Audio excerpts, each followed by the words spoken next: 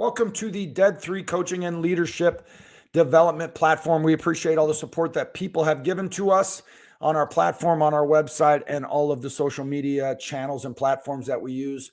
All the engagement is always appreciated. We're going to jump right into this. I'm going through my Twitter here early this morning and this afternoon, and a tweet popped up of a comparison of two situations that popped up in football yesterday. It is Monday today, and week 2 of the NFL closed yesterday.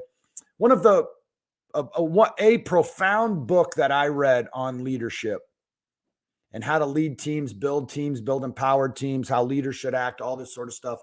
And there's books out there like this. And I don't believe this is anything new. It was just phrased a certain way. There's a gentleman named Jocko Willink, and Jocko is a retired Navy SEAL.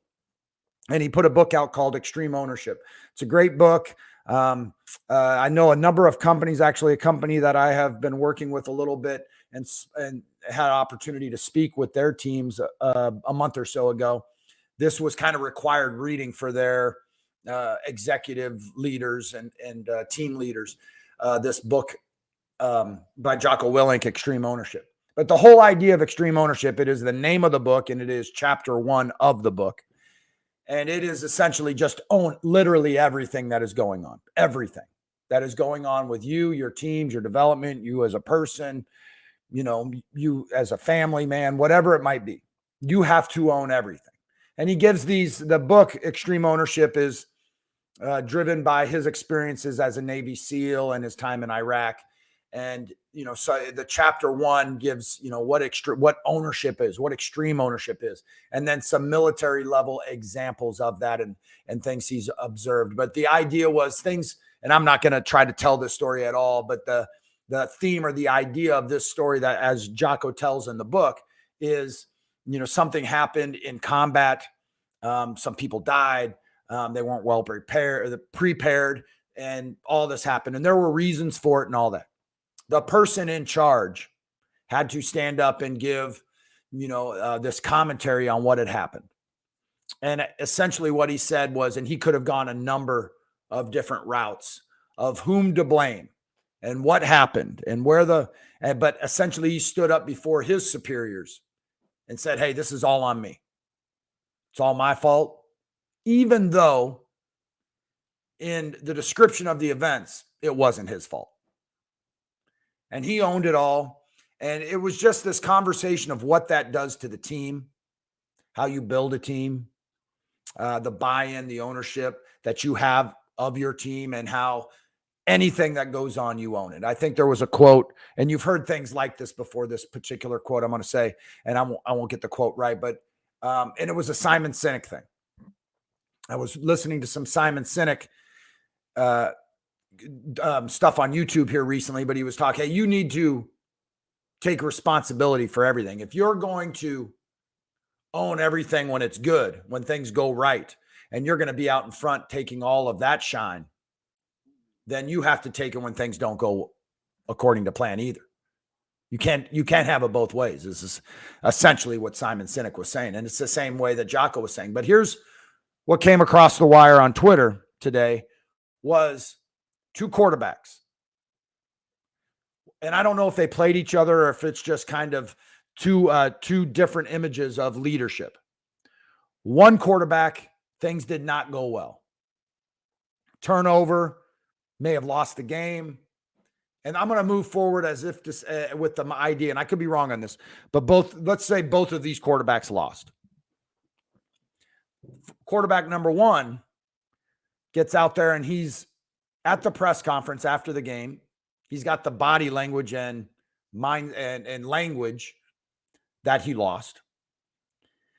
And that's a whole nother podcast or blog to talk about the body language of a champion and how a champion and a competitor and a winner carries themselves even when they lose. But he gets up there when things did not go well in this game, and they were talking about probably one specific series or play that happened. And essentially he throws shade and throws the offensive coordinator, the OC, under the bus, blames him. Well, so-and-so was doing his best and we got a bad play call. We knew it was a bad play call. We knew the play wouldn't work. And this particular player tried his best, even though the play was bad. It's kind of what he says. Quarterback number 2, same situation, probably lost. Bad plays happened.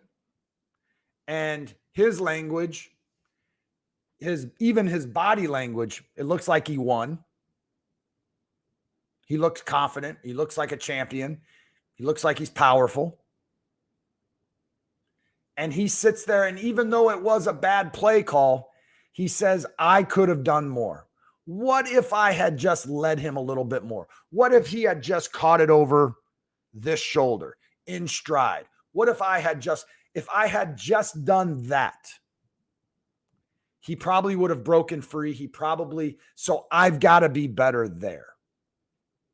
It's pretty much exactly what he said. 2 different scenarios, 2 different quarterbacks, 2 different leaders, 2 different organizations.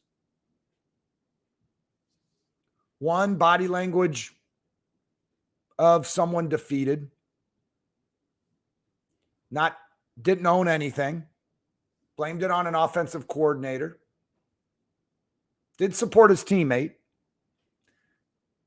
didn't take ownership of it himself at all. Second quarterback, my fault, my bad, could have done better. It's on me. Don't blame anybody else. Don't bring this up with anybody else.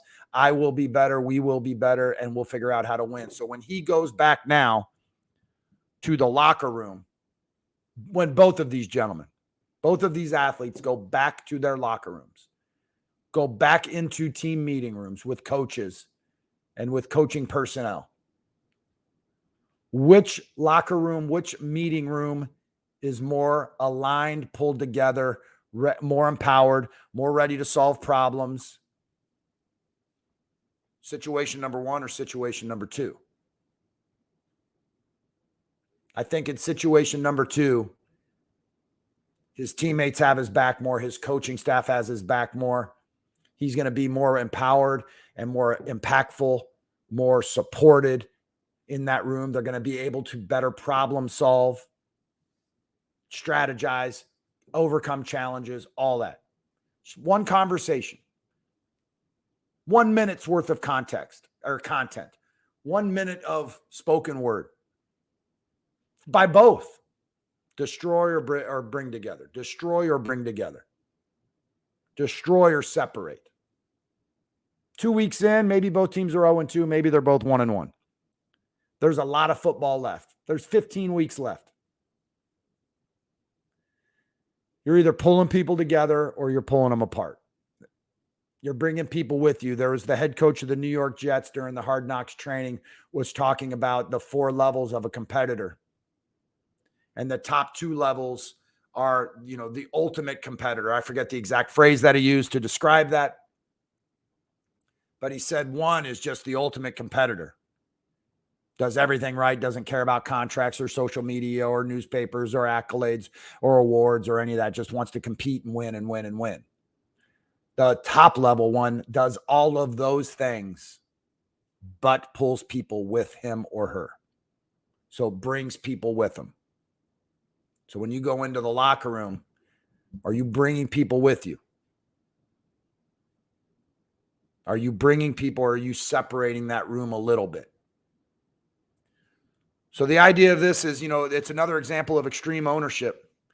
It's another example of an elite leader who understands that what I say matters here on this platform. It's going to be distributed out. It's going to be on all the social media things. It's going to either bring this locker room together. It's going to bring this boardroom together. It's going to bring the sales meeting together. It's going to bring our software team together, or it's going to divide us, or it's going to just put a few cracks in it and not pull us together. If you have any comments on this, I'd love to hear them. Just put them in the show notes here. Appreciate all the support here on YouTube and Instagram and LinkedIn and all the other platforms that we use to get this content out.